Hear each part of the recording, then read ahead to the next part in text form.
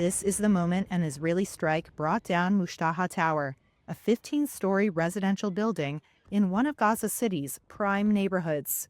It marked the start of an intensified Israeli military demolition campaign targeting high-rise buildings, ahead of a ground assault towards the heart of the densely populated city.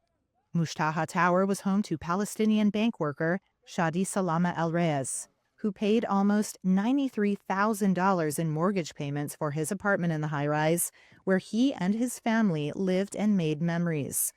But now, the family has been left destitute, and among most of the population displaced by Israel's war in Gaza. Life in this camp in central Gaza is a far cry from his old building.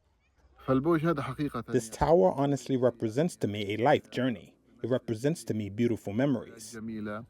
It represents to me the birth of my son, Adam, my only son.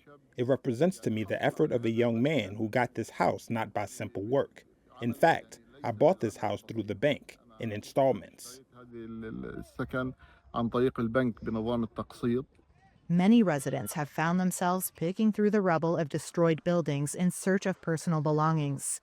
Over the past 2 weeks, Israel's armed forces say they have demolished up to 20 Gaza City tower blocks they say are used by Hamas.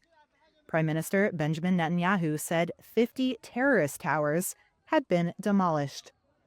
El-Reyes told Reuters he feared the destruction was aimed at permanently clearing the population from Gaza City, a view shared by the UN Human Rights Office.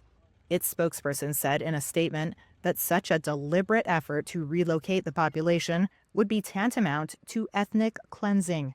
Israel denies that claim.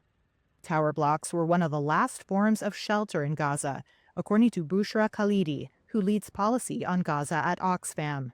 The high-rises, they have an enormous amount. They're, sheltering an enormous amount of civilians. She said there's a ripple effect in targeting Gaza City.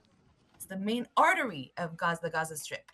And now they are cutting off that artery to forcibly displace almost a million people down south again. Israel's military spokesperson, Lieutenant Colonel Nudav Shoshani, said there's no strategy to flatten Gaza, and that the military's aim was to destroy Hamas, which he said was using tall buildings to observe and attack Israeli forces. Hamas has denied that claim. As for Mushtaha Tower, the Israeli military said Hamas had underground infrastructure beneath it, used to attack Israeli troops. The military declined a request to provide evidence. According to El-Reyes, a neighbor got a call on September 5th from an Israeli army officer instructing him to spread the word to evacuate the building within minutes. Reuters could not independently verify his account of the evacuation order. An Israeli military spokesperson said they gave residents time to evacuate and ensured civilians had left before hitting the buildings. El-Reyes described the warning as painful. He said, quote, "You are standing in front of your children, who are more precious than anything. You are standing in front of your memories and your possessions, unable to carry anything."